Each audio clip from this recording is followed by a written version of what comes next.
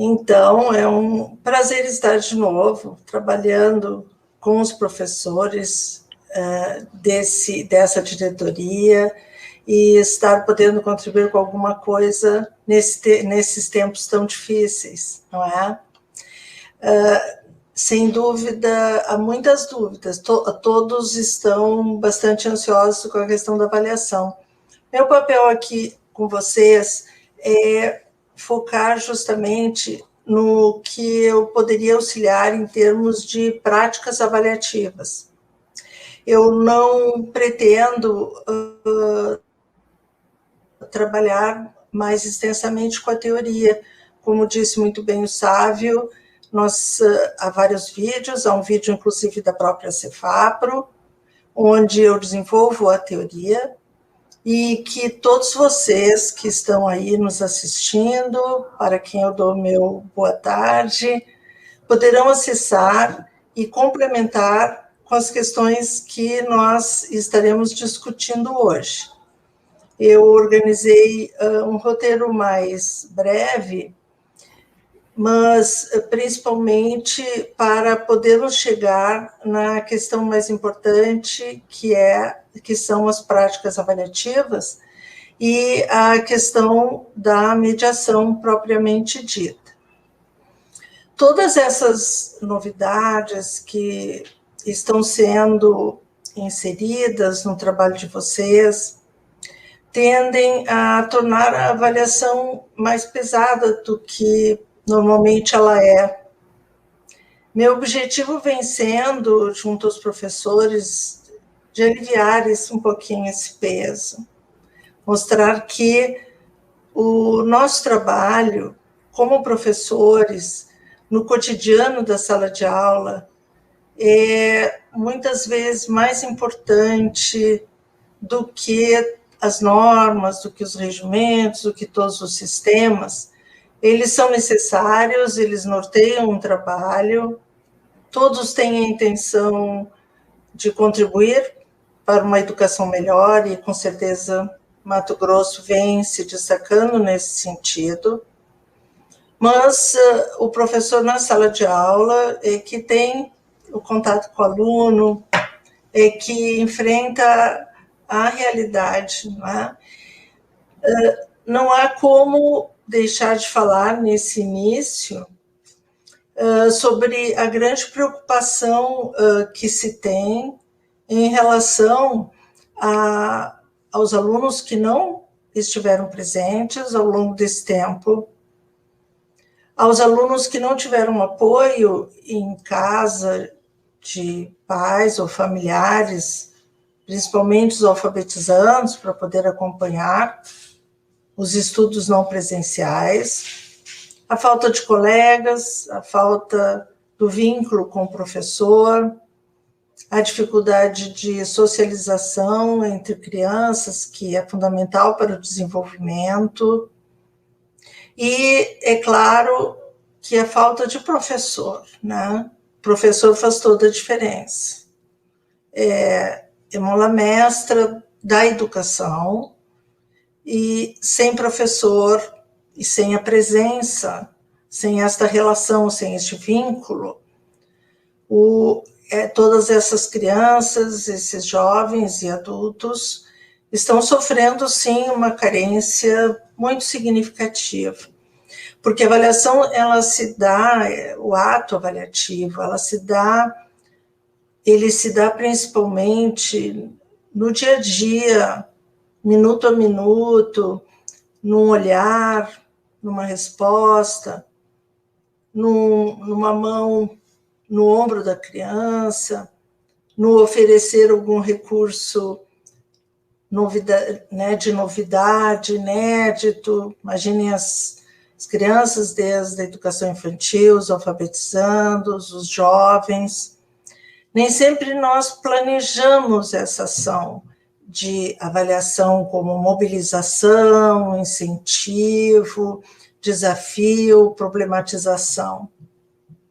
E o computador não substitui isto, né? Eu gostaria, nesse momento, de poder estar aí com vocês para olhar nos olhos de vocês, para poder estar próxima, para poder sentir a reação, que se dá de diferentes maneiras.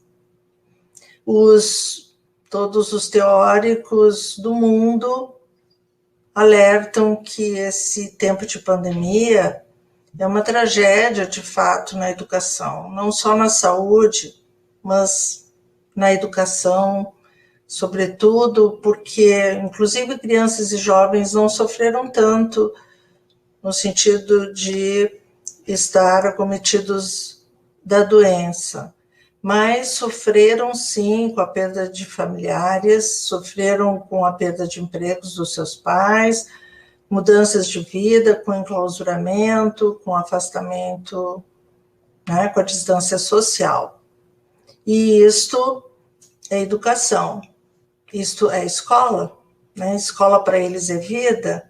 Quem disse que não se gosta de escola, que não se gosta de professor, nunca foram tão necessários.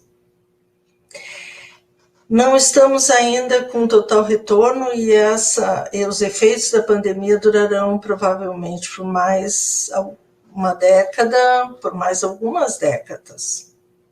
Então, eu venho falar a vocês de uma ação avaliativa, de apoio pedagógico, de acolhimento, de respeito a todo esse alunado que egressa ou ainda não, de respeito ao professor que passou por um período difícil, muito difícil, está passando ainda, mas uma avaliação mais leve, né? Mais focada na aprendizagem, mais focada no planejamento, mais focada no dia a dia, da realização de tarefas, de propostas, de atividades, e não tão preocupada, não é, como costuma ser a avaliação classificatória, não tão preocupada ou muito menos preocupada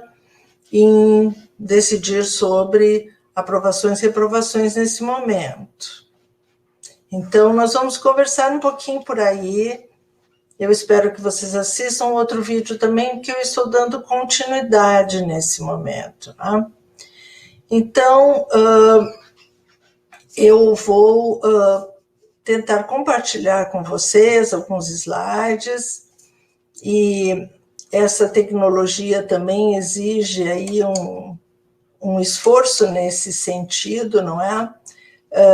De eu saber compartilhar no StreamYard esses slides. Então, vamos lá.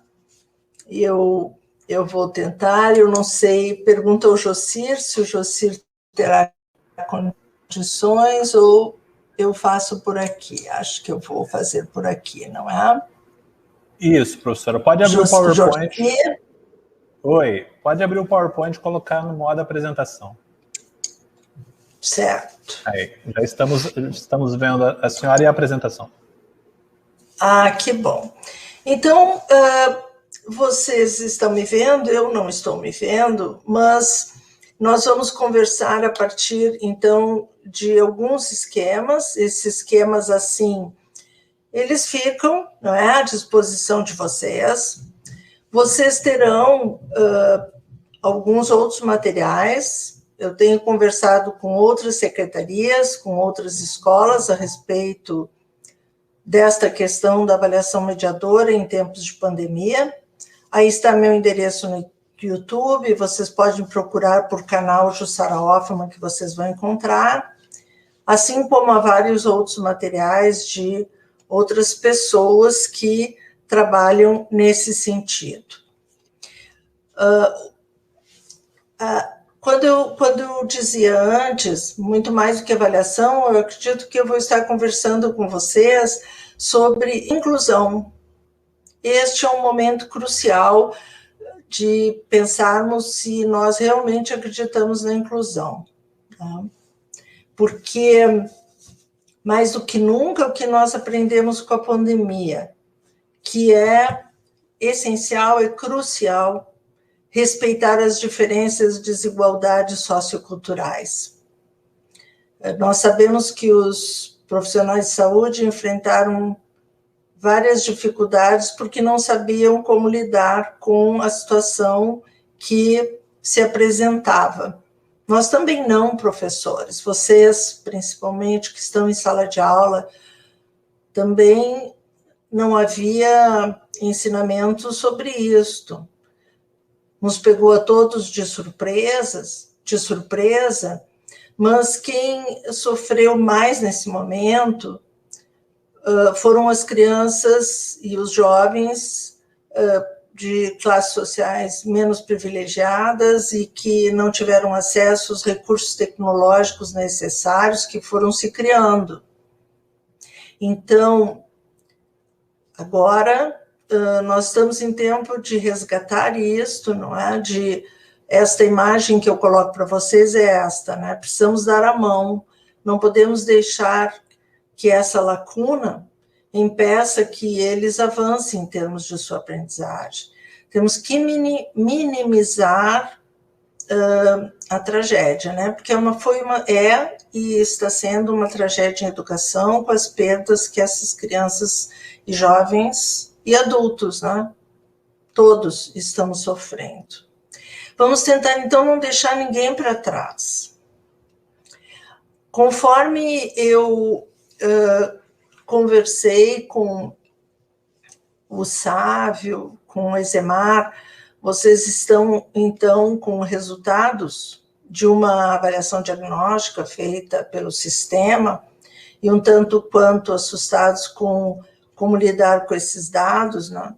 Então, para o início de conversa, eu gostaria de dizer a vocês que nós podemos, de uma certa forma, fazer do limão uma limonada, né?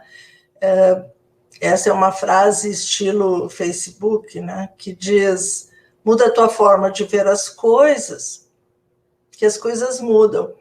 E essa vai ser a tônica da nossa conversa hoje. A avaliação diagnóstica, classificatória, essas avaliações de sistema, elas sempre nos assustam bastante. Mas há também outra forma de vermos isto, né? Elas são classificatórias, na verdade. Por que essas avaliações aplicadas em larga escala, esses exames aplicados em larga escala, são considerados classificatórios? Porque eles partem de uma testagem, muitas vezes padronizada, que inclusive é aplicada em vários estados, várias cidades, sem propriamente serem contextualizadas, trazem um resultado, muitas vezes numérico ou de outras formas classificatórios, e tendem a comparar e a classificar, né, melhores situações ou piores situações de ensino em cada local. Né? Mas esse é o objetivo desses exames. O objetivo desses exames é, de fato, atribuir resultados e divulgar esses resultados. E eles param por aí. Eles nos assustam, sim, porque em toda avaliação, e principalmente caráter classificatório, há um pressuposto de que eu fui bem ou fui mal, né? De que eu estou no caminho certo ou no caminho errado. Mas eles param por aí. Me parece que, nesse momento, eles estão perguntando a vocês, apresentando os descritores, apresentando esses resultados e perguntando o que vocês podem fazer com isto. E, de uma certa forma, o meu papel nesse momento é ajudar vocês a responder essa pergunta. Tá? Pois bem, se esses exames eles são de característica ou são de natureza classificatórios, como muitos exames de concurso, etc., e tem por significado apenas apresentar o estado da educação em uma determinada região, em sala de aula, né, o nosso papel é diferente, e daí vem a perspectiva de avaliação mediadora. Né? Nós talvez venhamos a realizar todas essas ações, não é como ser professor ou estar numa sala de aula sem realizar testes. Nós sempre analisamos, julgamos as atitudes, as ações, as respostas dos alunos. Sempre há um viés comparativo em toda e qualquer avaliação, todo ato avaliativo é comparativo, seja com critérios, seja com nossos valores, seja com os objetivos que nós pretendemos alcançar. Temos de registrar resultados, sim, não é? E é nosso papel também apresentar o sentido, o significado daquilo que analisamos, principalmente, sobretudo, para os próprios alunos, os outros colegas, os professores, né? Eu diria que a questão burocrática até viria por último lugar. Por quê? Porque se na escola o nosso objetivo é promover melhores oportunidades de aprendizagem, e esse é o sentido de uma avaliação formativa mediadora, que está prescrita na lei desde 1996, que volta a estar prescrita, depois vocês vão ver na BNCC, em sala de aula, o nosso papel não termina na divulgação de resultados, mas sim na ação de intervenção pedagógica. Né? Porque nós testamos para observar como o aluno está em seu processo de aprendizagem. Tá?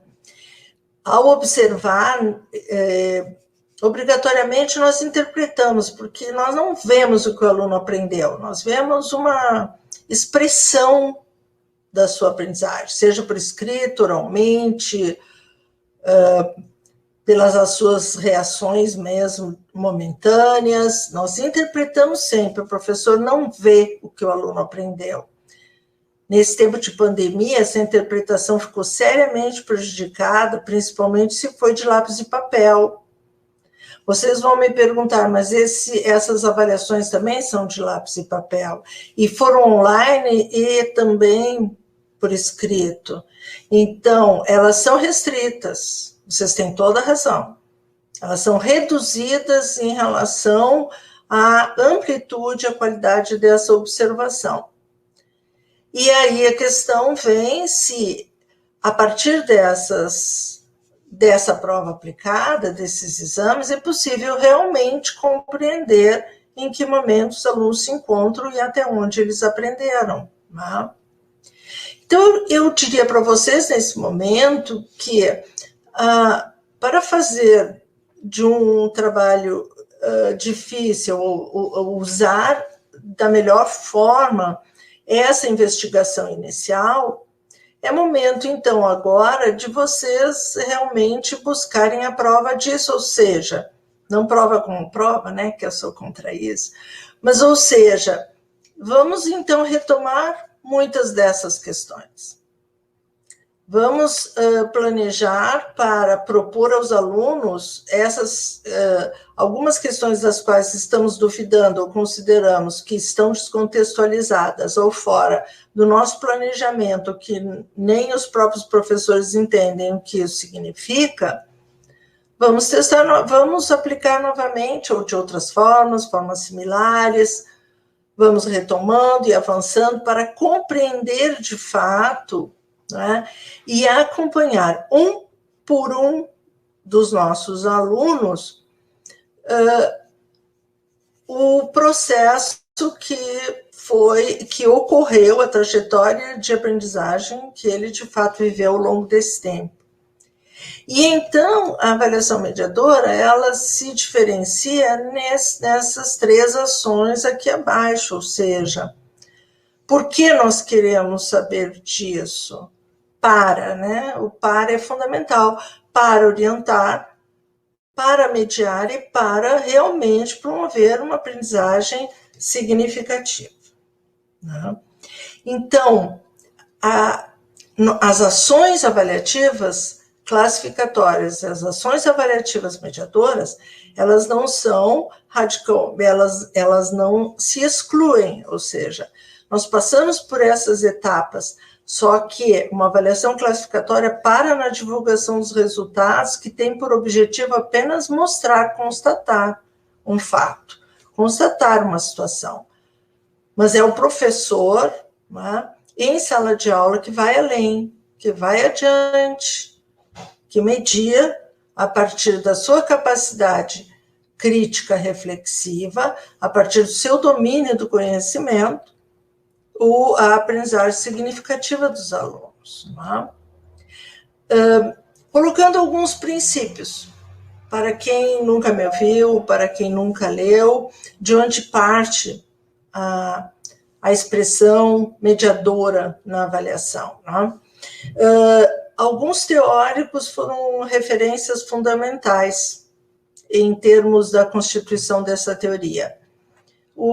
Inicialmente, na década de 90, os estudos de Paulo Freire enalteceram por demais, né, a palavra mediação como diálogo e respeito ao outro. Né? Para Paulo Freire, nós nunca podemos nos colocar exatamente no papel do outro. É muito difícil nós fazermos essa projeção dos seus sentimentos, de onde vivem, como vivem, das dificuldades que enfrentam, das suas relações familiares, das suas relações sociais. Então, nós somos mediadores nesse sentido, no sentido de dialogar com essas pessoas, dialogar com o educando, né, para compreendê-lo, conhecê-lo e respeitá-lo em suas condições de vida.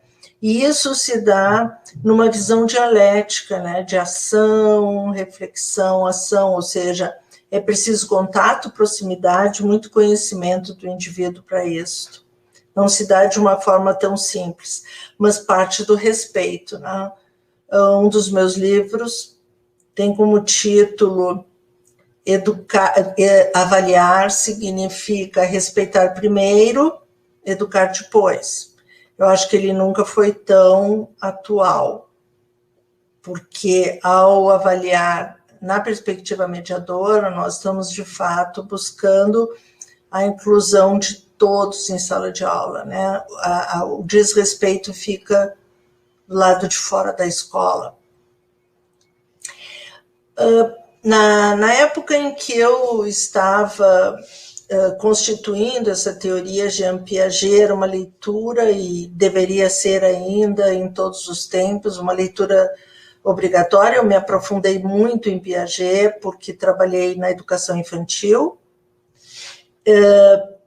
e eu fui buscar o conceito de mediação em Piaget, encontrando, então, essas três palavras que resumem de uma forma muito breve, né?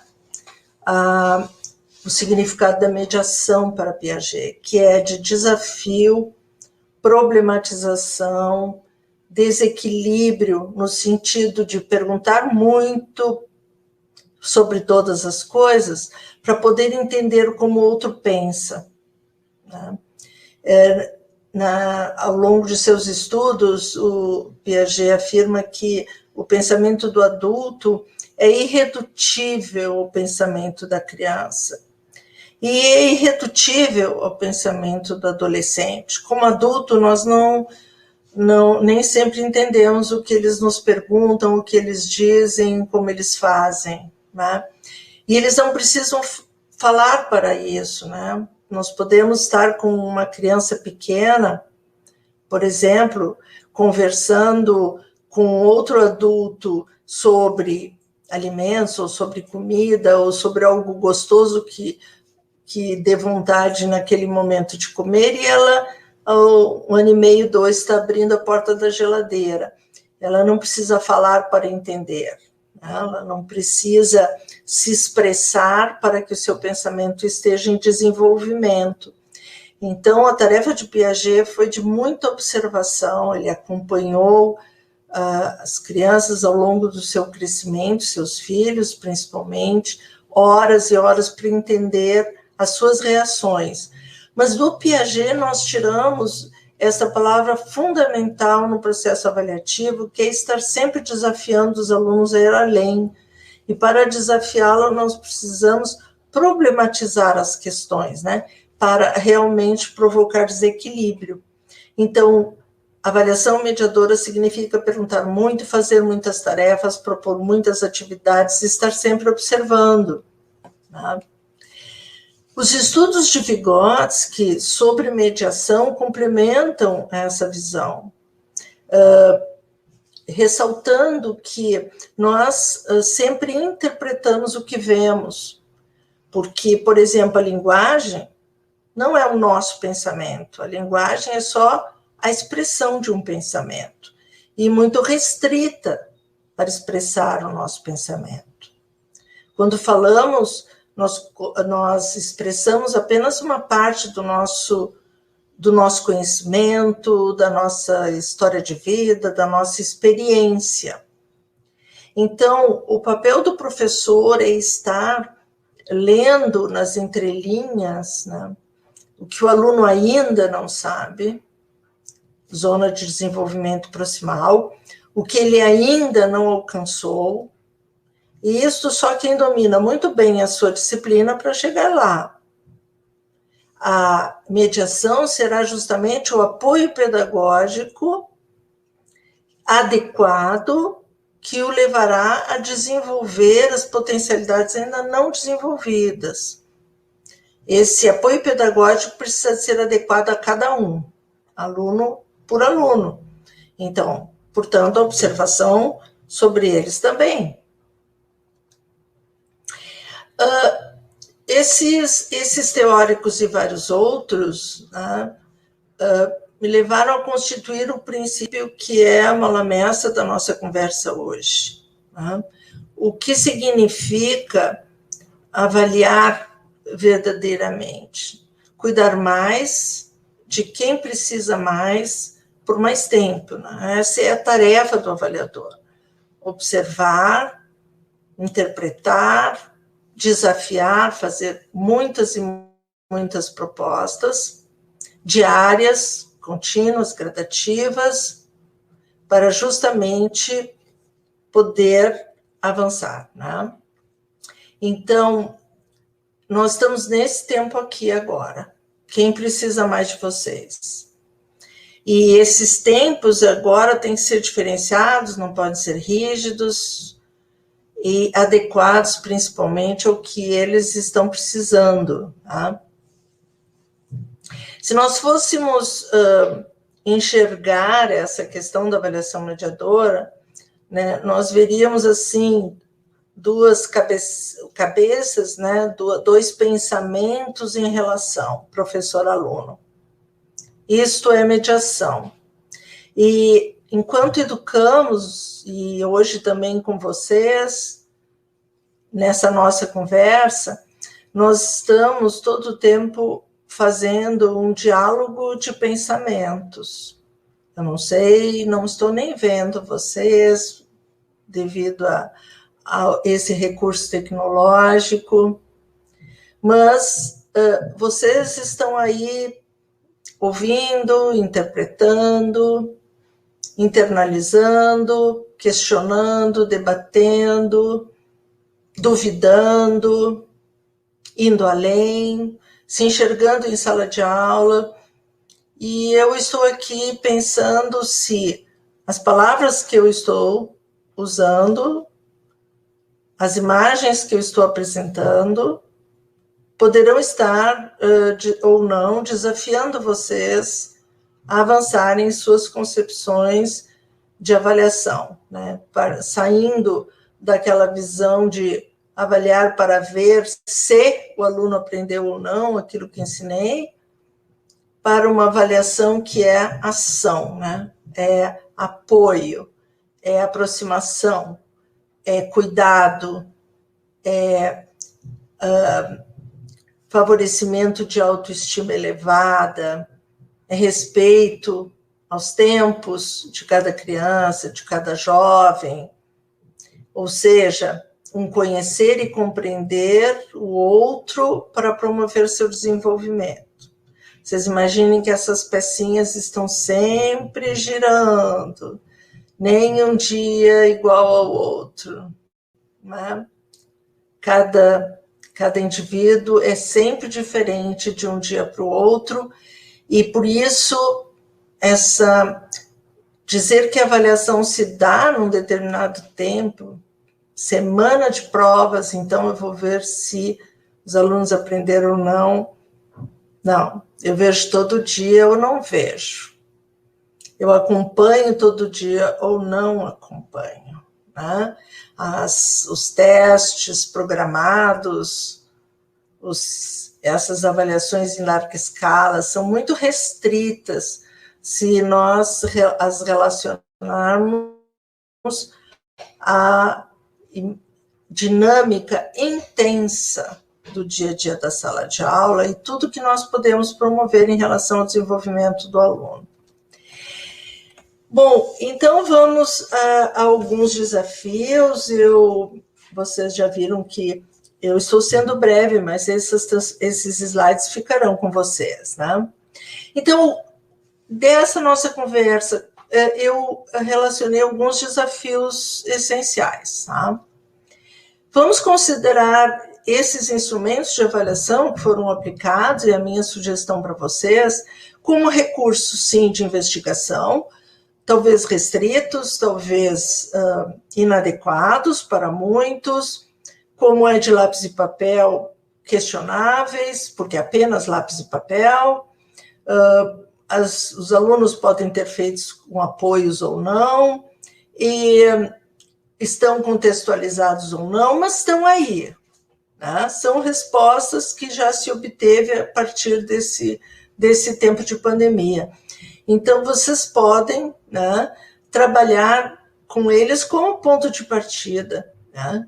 Então, essas tarefas foram aplicadas, e se nós aplicarmos em sala de aula, se nós fizermos atividades similares ou semelhantes, estão de acordo com os objetivos que nós pretendíamos ou não? Vamos inserir no nosso planejamento ou não? Mas, principalmente, quem, junto conosco, ou no dia, na própria sala de aula, na nossa própria disciplina,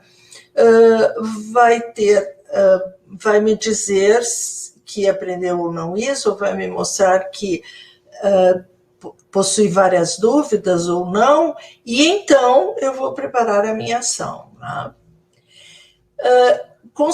Concebendo esses instrumentos apenas como ponto de partida, nós vamos então à ação mesmo, a ação propriamente dita formativa e mediadora.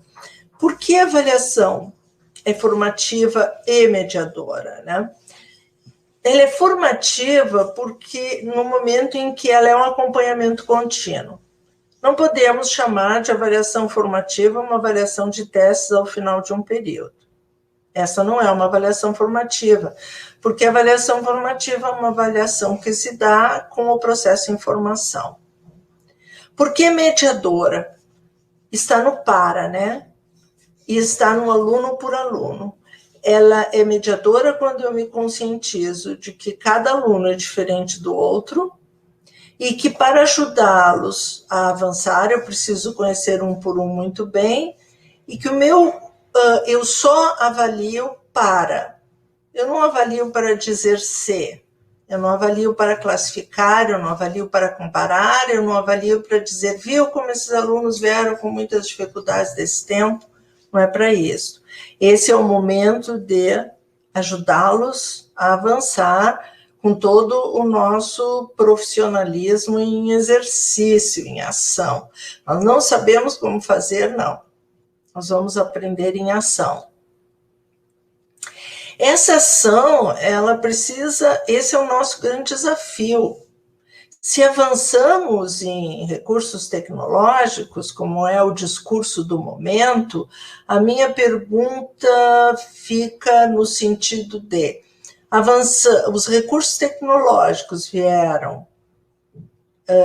vieram a favorecer o ensino ou, de fato, favoreceram a aprendizagem. Tá? Temos muitas terminologias aí em voga, tá? Ensino híbrido, turismo educacional, cultura maker,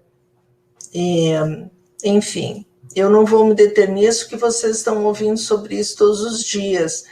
Mas a minha grande preocupação como especialista em avaliação é se todos esses avanços tiveram como foco principal a aprendizagem e podem abarcar todas as dificuldades advindas, por exemplo, de uma exposição online, de uma apresentação online. Né? Como está esta criança do outro lado da tela? Está realmente aprendendo, compreendendo, acompanhando, tem ou não esse recurso? Eu poderia contar a vocês várias histórias, né? Mas há inclusive pais assim bastante bem posicionados socialmente, com recursos econômicos, etc., que chegaram a me dizer: desistimos. Eles não param mesmo na frente do computador, eles não querem mesmo fazer as tarefas. Quando retornarem à escola, as coisas voltam ao normal. Então, essas crianças que deveriam estar acompanhando estão apenas com o computador ligado. Na verdade, não estão nem em frente desses computadores. Então, nós vamos ter várias situações como essas, né? E dizer que os alunos, que essas crianças que estiveram fora da escola não aprenderam? Aprenderam sim. Muitas coisas e coisas que nós não temos nem ideia, né, sobre quais são. Podem ter se desenvolvido muito mais emocionalmente, moralmente, né? A linguagem, até a postura, a atitude das crianças com os pais mais próximos delas, para os pequenos, isso foi um ganho, sem dúvida alguma. Ao mesmo tempo, pode ter sido um prejuízo em termos de socialização. Bom, então, eu vou direto para não descumprir a minha palavra, então, a questão, na verdade, das práticas avaliativas. Então, vamos conversar um pouquinho sobre essas práticas. Conforme estará aí à disposição de vocês, a BNCC, ela reforça todos esses princípios com os quais eu vim trabalhando. Então, nós temos na BNCC 2018 o construir e aplicar procedimentos de avaliação formativa, em primeiro lugar, que levem em conta os contextos e as condições de aprendizagem, e o que é mais importante, tomando tais registros como referência para melhorar o desempenho da escola, dos professores e dos alunos. Eu inverteria essa ordem, né? Nosso objetivo é tomar tais registros como referência para melhorar o desempenho dos alunos, né, dos professores e das escolas. Mas aqueles professores que muitas vezes dizem: não, mas não está de acordo com o sistema. Que sistema? Desde 1996, esses são os pressupostos da avaliação defendidos em lei. Então, é preciso que se conheça esses documentos para se ter argumentos realmente para poder realizar procedimentos avaliativos adequados ao que se pretende, né? A BNCC fala também em selecionar e aplicar metodologias e estratégias diversificadas, recorrendo a ritmos diferenciados e a conteúdos complementares. Há um parecer do Conselho Nacional de Educação, em tempos de pandemia, que retoma essa questão que já está posta na BNCC em relação à avaliação. Da mesma forma, o interesse dos alunos, ou desinteresse que eles revelaram, ou podem ter revelado nesse tempo, estar revelando agora, é uma questão avaliativa, né? Então, é o professor que realmente, pelos seus processos educativos, consegue motivar e engajar os alunos nessas aprendizagens, né? Então, nessa questão, então, da avaliação mediadora, né, quais são as práticas avaliativas que eu deixo com vocês para que algumas orientações, né, a partir desse momento. Então, minha sugestão seria dar continuidade ao processo, os alunos retornando às salas de aula, avançar no sentido de retomar e avançar, retomar e avançar, retomar e avançar.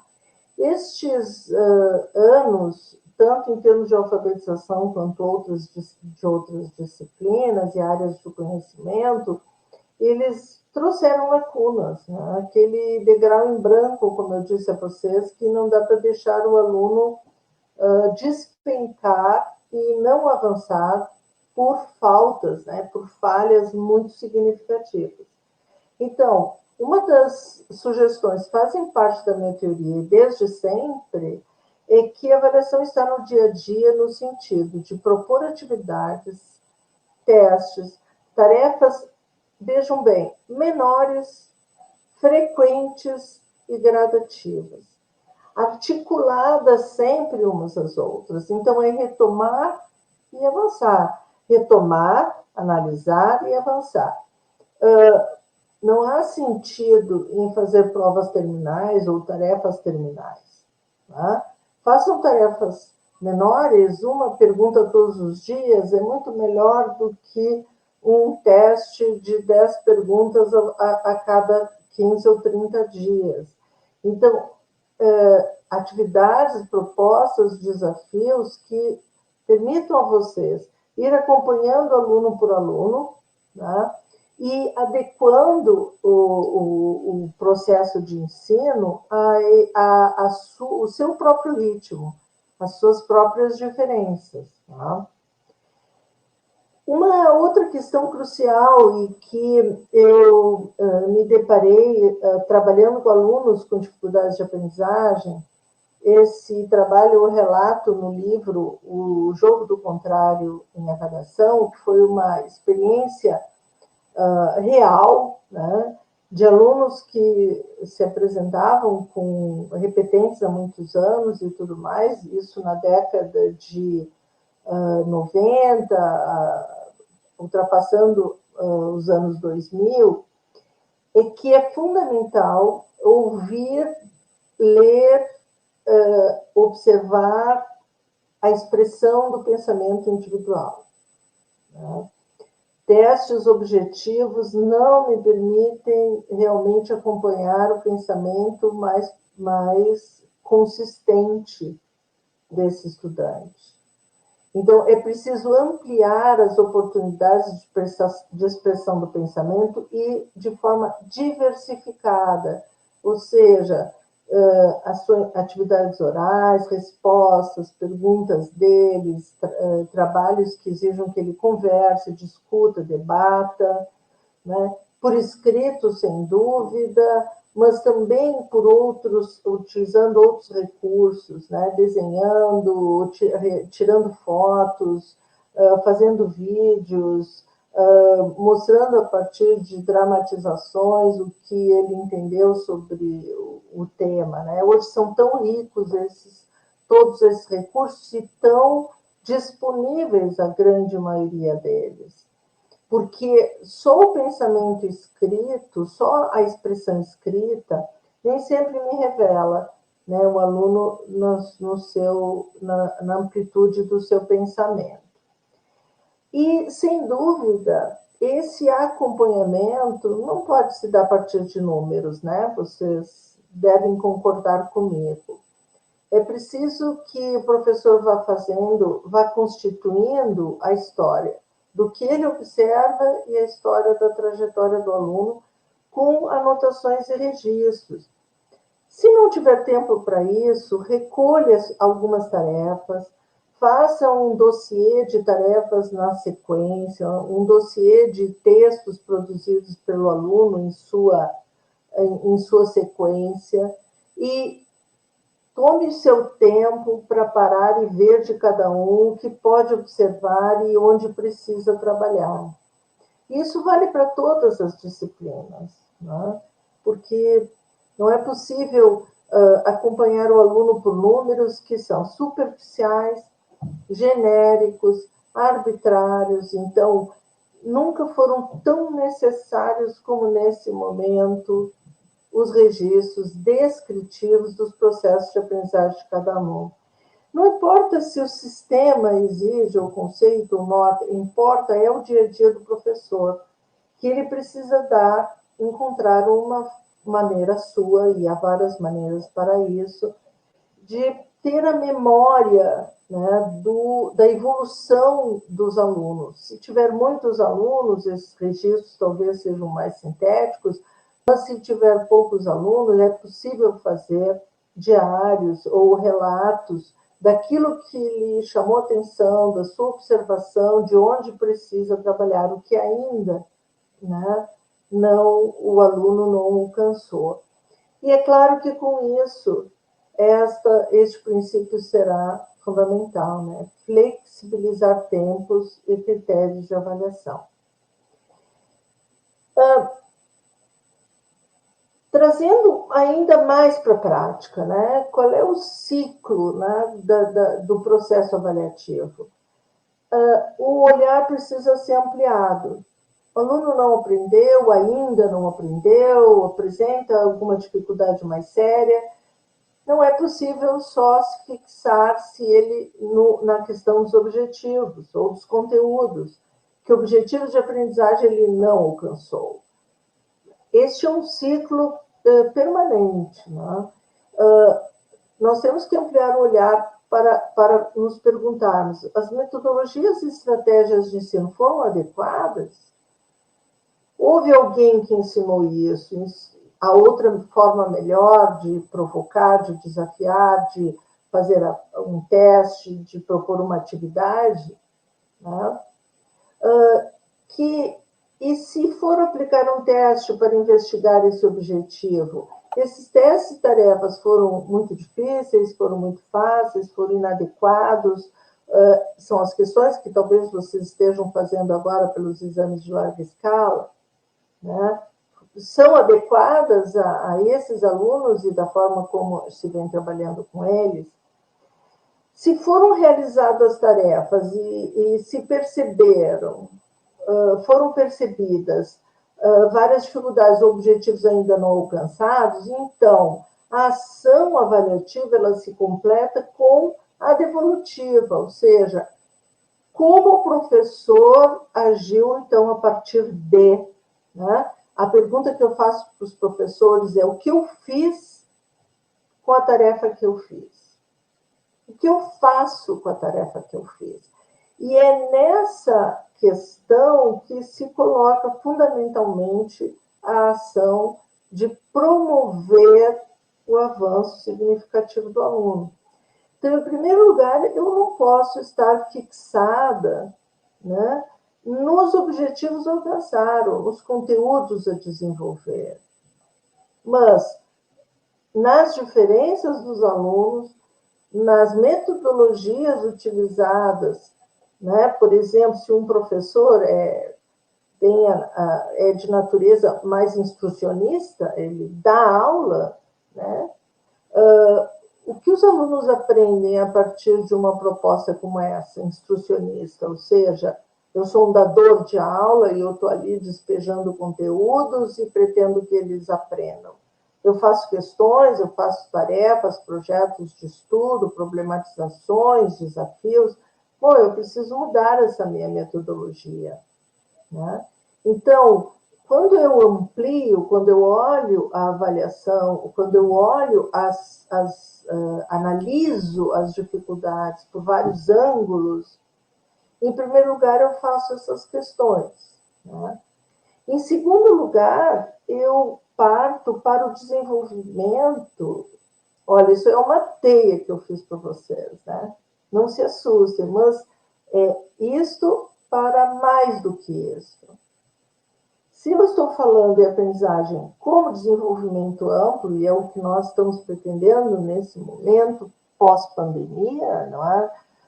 Realmente oferecer oportunidades de desenvolvimento amplo para todos eles, todas as tarefas, quaisquer tarefas que eu faço, vocês vejam essa rede, ele envolve a aprendizagem de diferentes maneiras, né? Ao ler um livro, eu posso estar aprendendo a aprender, ou seja, eu me torno um leitor, eu posso estar aprendendo a fazer. O livro me traz histórias, mensagens que mudam meus valores e posturas de vida. Me ensinam também a dialogar, a conviver com os outros sobre as histórias que eu li, né? Ao pesquisar na internet, novamente, eu vou ter todas essas dimensões da aprendizagem desenvolvidas. Participando de um projeto, eu aprendo a ser diferente, a conviver com os colegas, a falar, a expressar o meu pensamento. Ao criar uma horta, envolve novamente. E assim eu poderia listar, e vocês poderiam listar, 300, 400, 500 atividades que são feitas numa escola que envolvem o aluno nas múltiplas dimensões da aprendizagem, segundo Morin. Só que nem sempre o professor está atento a isto. E, perigosamente, fica restrito, desculpem, à primeira das dimensões, a uma das dimensões da aprendizagem, que é o aprender, né? A receber informações e assimilar, internalizar dados e informações não é aprender no sentido mais amplo desta palavra. Então, é preciso que se crie ações diferenciadas, diversificadas, para que se dê o desenvolvimento amplo, mas que se tenha consciência ao analisar o desenvolvimento de um aluno, se ele realmente está avançando em todas essas dimensões que levam à formação moral e intelectual. Então, nós temos a questão de perguntar-se sobre as dificuldades dos alunos nesses diferentes ângulos, a buscar um planejamento que envolva desenvolvimento moral e intelectual significativos, tomando consciência de que nós temos a tarefa de desenvolver o aluno em todas essas dimensões da aprendizagem, né? E mais miudinho, de forma mais miúda, eu vou trazer um exemplo para vocês, por exemplo, eu vou trazer um exemplo para vocês de um texto produzido por ele, né?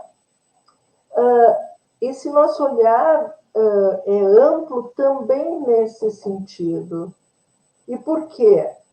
Porque, vejam, uma redação que o aluno faça, uma história que ele escreva, a resposta a uma questão de ciências, uma resposta a uma questão de história, uma pesquisa realizada. Uma simples tarefa me leva a uma análise diferenciada em termos do que este aluno precisa do meu apoio. No que este aluno precisa do meu apoio. Ele pode, por exemplo, escrever um texto e usar um vocabulário inadequado ou errar, apresentar erros de ortografia. Estas duas questões estão relacionadas à questão da precisão e envolve ensino. Ele não se desenvolve nesse sentido sem o ensinamento de um professor, é um conhecimento de natureza social, ou seja, ele aprende isso na escola, sim, um vocabulário mais rico, a ortografia é de natureza arbitrária, ele só vai aprender com uma provocação correta do professor, ele só vai se alfabetizar com profissionais alfabetizadores. O segundo viés da minha observação, bom, ele escreveu de forma errada, ou ele apresenta muitos erros de ortografia e um vocabulário inadequado. Eu preciso trabalhar com isso.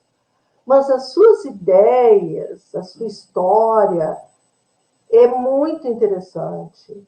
E ele dá um início, ele desenvolve, apresenta personagens, tem lógica nas suas frases, embora com ortografia incorreta. É outra questão a ser trabalhada. Bem, ele poderia enriquecer o texto, né? Uma vez eu ouvi de uma professora de quinta série que ela começou a corrigir muito a ortografia e os seus alunos passaram a escrever menos. Antes escrevia uma página, duas, passaram a escrever só um parágrafo. Então, ela foi perguntar para eles, eles disseram, mas, prof, se a gente escreve muito, a gente erra mais, você desconta, a gente tem nota pior. Esta é a questão séria disto, porque quando a gente corre, por exemplo, o risco de atribuir uma nota a um texto, nós deixamos de analisar no que o aluno avançou, no que o aluno deixou de avançar. E não há sentido nessa ação avaliativa. Tá? O sentido da ação avaliativa é responder a pergunta que eu fiz para vocês antes. O que eu faço com a tarefa que eu fiz? Então, se eu solicitei uma produção textual, um texto, eu tenho que analisá-lo em termos de precisão de dados, em termos de coerência de ideias e argumentos, em termos de riqueza de ideias. E tudo isso se trabalha, professor. E é aí que está a mediação. Este é um tema que eu trabalho essencialmente no livro Avaliar para Promover.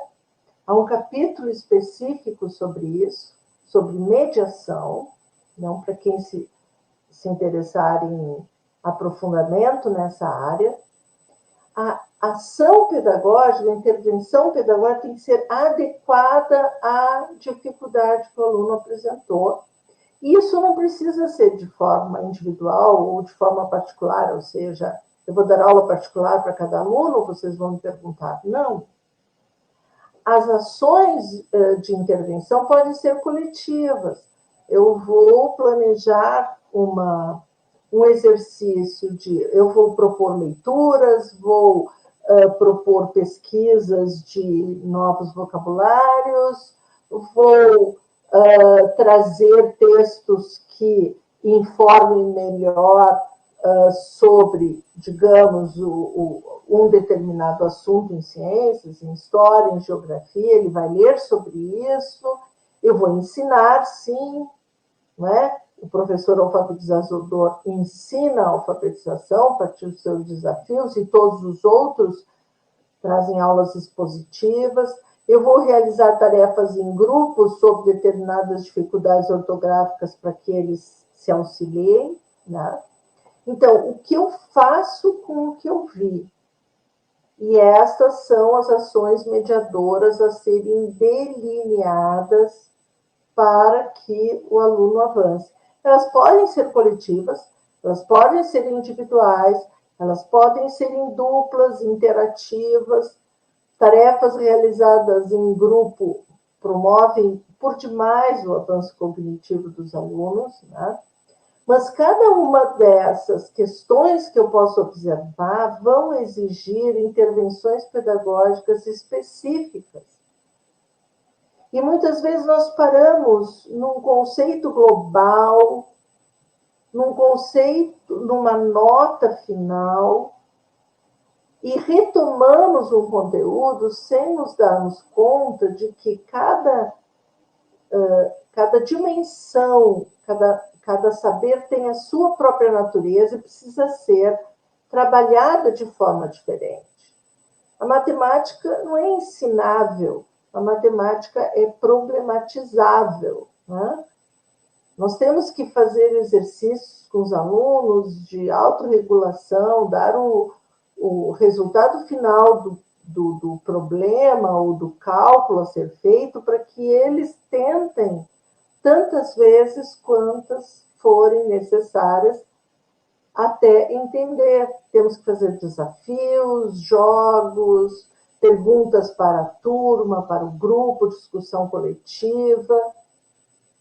A coerência não é ensinável. Ela é, como diz Vygotsky, ela exige desafios cognitivos adequados a quem a gente está perguntando, né? Da mesma forma, a riqueza de ideias. Quer dizer, o aluno escreveu pouco. Se ele escreveu pouco, ele conhece pouco sobre o assunto. Ninguém conta a história de uma viagem que não fez, por exemplo. Então, a riqueza de ideias nós despertamos através de visitas, passeios, filmes, vídeos, pesquisas, bibliotecas, observação de fotografias, discussão com colegas. Então, a riqueza de ideias, ela só é promovida a partir de novos recursos didáticos pedagógicos. Então, ensino, desafio e aprofundamento no tema são intervenções pedagógicas necessárias em todas as disciplinas, em todas as áreas de conhecimento. Então, eu concluiria, né, essa breve exposição, corrida exposição, por causa das nossas interrupções, com essa mensagem a vocês, né? Nós vamos ter que inventar, testar, né? Nós vamos ter que realmente criar novas condições de ensino, novas condições de escola, né? Pela próxima década, para resgatar, né, esse tempo que pode ter provocado, né, faltas, dificuldades, problemas emocionais e outros, ou não. Quem dera essas crianças voltem para as escolas ainda mais espertas, mais ativas, mais desejosas de professor e de colegas. Então, eu paro por aqui para não me estender muito mais do que o tempo previsto, não é, professor Sávio? Obrigado, professora. Jorci vai colocar uma perguntinha para a professora, se alguém comentou no chat. Mas, professora, eu acho que a senhora acaba de criar, na verdade, a senhora falou conosco essa semana, quando a gente estava dialogando, né? Essa premissa aí que a senhora termina no último slide. Né? Que talvez é uma premissa mesmo, né? Para esse trabalho, para os próximos anos ou década, é cuidar mesmo mais de quem precisa mais, dar mais tempo para quem precisa mais. É isso aí, que é um compromisso sério. Eu tenho uma pergunta aqui da Adriana, se os alunos escrevem errado no chat, se corrijo no chat para todos verem. Adriana, corrigir não é promover avanços, tá? Eu sou, como professor de português, eu só avanço a correção direta. Há correções e correções. Eu ia, inclusive, colocar para vocês uma frase que apresenta vários erros de ortografia e que doutores em educação ainda correm escrevem dessa forma, que é o uso da crase e do a, né? Há muitos alunos na sala de aula, eu vou à casa dela, ou a casa dela é bonita. Então, são as que são de extrema complexidade, cujas dificuldades gramaticais vai se aprendendo ao longo do tempo. Pois bem, Adriana, você tem que pensar em um desafio para este aluno, tá? Anotar para você esses erros ortográficos que ele comete, ver de que natureza são e como você pode auxiliá-lo a melhorar a sua grafia. Eu já te diria que eu sou amplamente defensora da leitura para a melhoria da ortografia. Tá? Aluno que lê muito, escreve muito bem. E eu tenho exemplos na família. A minha neta mais velha eu transformei numa leitora incansável, ela adora ler e ela escreve melhor que muitos professores doutores, que têm 15 anos. Leitura. Então, mas anote para vocês as palavras que eles erraram. Eu sei que os outros podem copiar os erros dele. Você pode até dizer, há jeitos melhores de escrever isso aí, vamos procurar em... depende da idade, porque o dicionário não ajuda muitos alunos, não. A leitura ajuda melhor.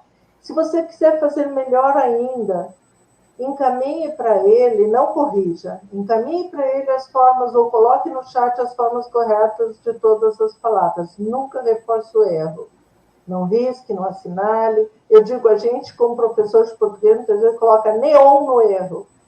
Na hora, ele se dá conta do que errou. Daqui 2 meses, ele comete o erro de novo, porque o neon chamou mais atenção. Então, eu sou contra a caneta vermelha, eu sou muito a favor da borracha, e acho que com as minhas alunas, no normal, eu usava cadernetinhas, abecedários. As palavras que elas erravam, eu entregava numa fichinha para elas colarem ali. Então, quando elas iam escrever novamente, de repente, hoje, ontem, elas olhavam no seu abecedário. Então, não coloquem neon em erros ortográficos. Anotem para vocês e tem um jeito de trabalhar pelo certo, porque ortografia se ensina.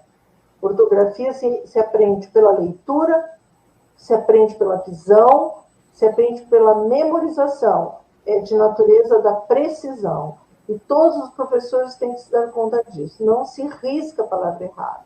Se anota o erro e se trabalha com essas palavras de uma outra forma. Tá? Obrigada por quem me deu um elogio ao pouco, eu não vou ler, para não ficar exibida.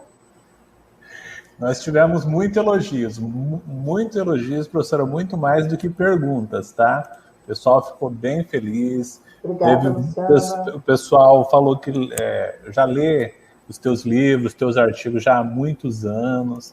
Então, nós temos aqui... vou colocar uma última pergunta aqui, devido ao tempo, tá? Foi da da Ilza Paião.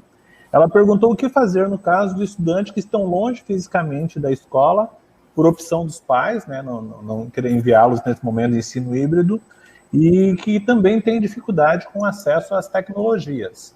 Ela pediu aqui uma sugestão sobre o que fazer. Te preocupa com os que voltaram por enquanto, tá? Porque você não pode fazer nada com esses que não voltaram, ou com esses que não estão presentes. Não se preocupem, não, então vou aprová-los, reprová-los. Você não sabe que condições de vida ele está enfrentando para não estar presente ou não estar assistindo. Então, se preocupe com os que estão, já são muitos, e já tem muitas dificuldades. Nesse momento, se preocupe com os que voltaram. Tente resgatá-los, né? De uma certa forma, nem que seja por um telefonema, por um presente, por uma barra de chocolate, talvez eles voltem. Mas, por enquanto, se preocupe com os que você tem à mão. Eles já vão dar muito trabalho. Perfeito, professora. Às vezes a gente fica tão preocupado com quem não está, que a gente nem percebe quem está, né? Pois é, tem que gastar o tempo com quem está, porque com quem não está, o que eu posso fazer? Não sabe por quê. ele não está. Mas há municípios que estão na casa dos alunos para buscá-los. Sim, excelente tomada de decisão, né? Tá bem?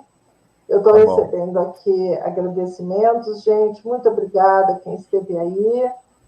Voltem sempre. Eu não tenho resposta para todas as perguntas. Estou tão perdida quanto vocês, tá? Então, mas vamos adiante. Obrigada mais uma vez pelo convite de vocês. Obrigado, professora. A gente se despede da senhora, o Jurcy vai dar as últimas informações e a gente se fala porque a senhora é nossa mentora, mediadora de setembro a novembro. E eternamente, né? Muito obrigado, professora. É uma honra. É uma honra. Muito obrigada. Boa tarde a todos. Boa tarde. Boa tarde, professora. Muito obrigado por tudo. E, queridos professores,